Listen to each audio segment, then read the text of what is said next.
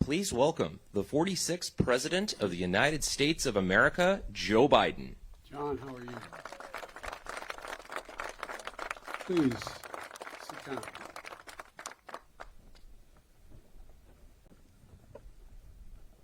At last, the hour had come. Dawn, 6th of June, 1944.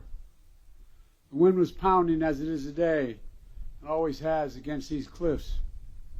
225 American Rangers arrived by ship, jumped into the waves, and stormed the beach. All they could see was the outline of the shore and the enormity of these cliffs. And I'd like to look, I know I'll get in trouble with the Secret Service if I go to the edge and look over, but think of those cliffs as my hostess showed me. That's what we're standing on top of. All they could hear was the crack of bullets hitting ships, sand, rocks, hitting everything. All they knew was time was of the essence. They had only 30 minutes to eliminate the Nazi guns high on this cliff. Guns that could halt the Allied invasion before it even began. But these were American Rangers.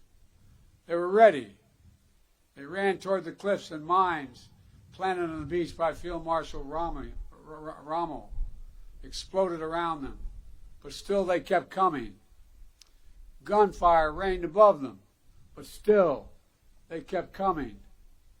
Nazi grenades thrown from above exploded against the cliffs, but still they kept coming. Within minutes, they reached the base of this cliff. They launched their ladders, their ropes, and grappling hooks, and they began to climb. When the Nazis cut their ladders, the Rangers used the ropes. When the Nazis cut their ropes, the Rangers used their hands. And inch by inch, foot by foot, yard by yard, the Rangers literally clawed their way up this mighty precipice until at last they reached the top. They breached Hitler's Atlantic Wall, and they turned in that one effort the tide of the war that began to save the world. Ladies and gentlemen, yesterday I paid my respects at the American Cemetery just a few miles from here, where many of those Rangers who died taking this cliff are buried. I spoke of what the fallen had done to defend freedom. Today, as I look out at this battlefield and all the bunkers and bomb craters that are still surrounded, one thought comes to mind. My God, how did they do it?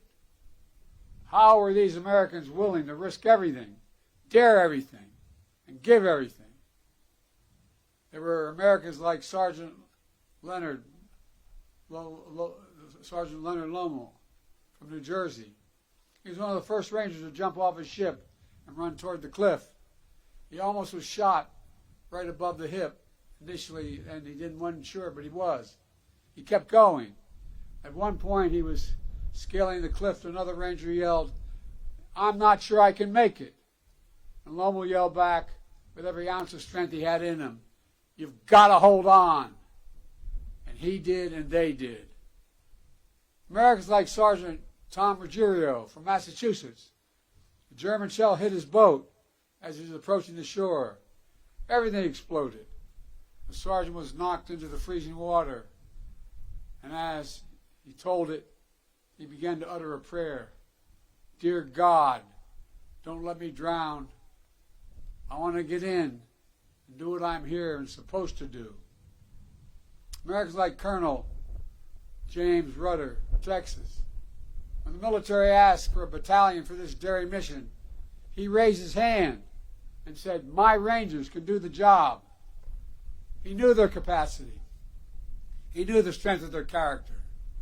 A few days after they scaled this cliff, he wrote a condolence letter to a mother of one of the Rangers who gave his life here. And that letter said, "A country must be great to call for the sacrifice of such men. A country must be great to call for the sacrifice of such men." And Americans like John Wardell from New Jersey. John is here. John We love you, man. Thank you for all you've done.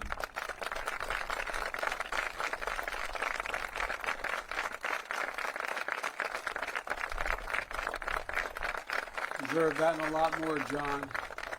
Just 18 years old, he deployed to this cliff to replace the surviving Rangers on that D-Day invasion. He would go on to fight across France and Germany. In early December 1944, during one of those battles, shrapnel pierced his skull. But by Christmas, he was back, fighting with his unit.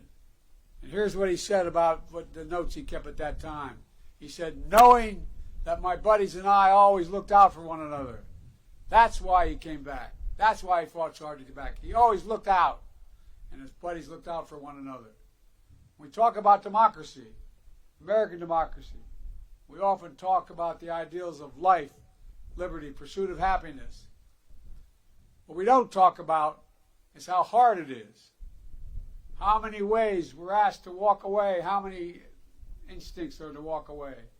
The most natural instinct is to walk away. To be selfish, to force our will upon others, to seize power, never give up. American democracy asks the hardest of things, to believe that we're part of something bigger than ourselves. So democracy begins with each of us. It begins when one person decides there's something more important than themselves. When they decide the person they're serving alongside of is someone to look after. When they decide the mission matters more than their life. When they decide that their country matters more than they do. That's what the Rangers at Pointe du Hoc did. That's what they decided. That's what every soldier and every Marine who stormed this beaches decided. A feared dictator had conquered a continent, had finally met his match. Because of them, the war turned. They stood against Hitler's aggression. Does anyone doubt that they would want America to stand up against Putin's aggression here in Europe today? They stormed the beaches alongside their allies. Does anyone believe these Rangers would want America to go it alone today? They fought to vanquish a hateful ideology in the 30s and 40s. Does anyone doubt they wouldn't move heaven and earth to vanquish hateful ideologies of today? These Rangers put mission and country above themselves. Does anyone believe they would exact any less from every American today? These Rangers remembered with reverence those who gave their lives in battle. Could they or anyone ever imagine that America would do the same, wouldn't do the same? They believed America was a beacon to the world. I'm certain they believed that it would be that way forever. You know, we stand today, where we stand was not sacred ground on June the 5th. But that's what it became on June the 6th. The Rangers who scaled this cliff didn't know they would change the world. But they did. I've long said that history has shown that ordinary Americans can do extraordinary things when challenged.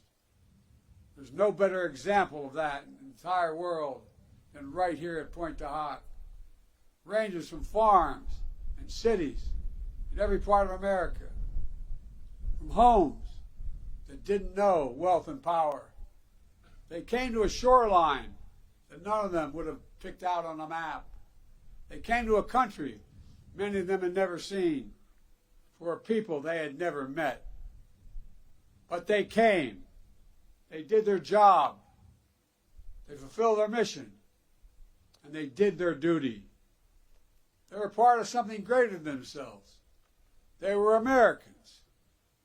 I stand here today as the first president to come to Pointe du Hoc when none of those 225 brave men who scaled this cliff on D-Day are still alive. None. But I'm here to tell you that with them gone, the wind we hear coming off this ocean will not fade. It will grow louder as we gather here today. It's not just to honor those who showed such remarkable bravery on that day, June 6, 1944. is to listen to the echoes of their voices, to hear them, because they are summoning us, and they're summoning us now. They ask us, what will we do? They're not asking us to scale these cliffs, but they're asking us to stay true to what America stands for. They're not asking us to give or risk our lives, but they are asking us to care for others in our country more than ourselves. They're not asking us to do their job. They're asking us to do our job, to protect freedom in our time, to defend democracy, to stand up aggression abroad and at home, to be part of something bigger than ourselves. My fellow Americans, I refuse to believe, I simply refuse to believe that America's greatness is a thing of the past. I still believe there's nothing beyond our capacity in America when we act together. We're the fortunate heirs of the legacy of these heroes, those who scale the cliffs, Pointe du Hoc, who must also be the keepers of their mission, the keepers of their mission, the bearers of the flame of freedom that they kept burning bright. That is the truest testimonial to their lives. Our actions every day to ensure that our democracy endures and the soul of our nation endures. To come here simply to remember the ghosts of Pointe du Hoc isn't enough. We need to hear them. We have to listen to them. We need to listen to what they had. We need to make a solemn vow to never let them down. God bless the fallen. God bless the brave men who scaled these cliffs. May God protect our troops. God bless America.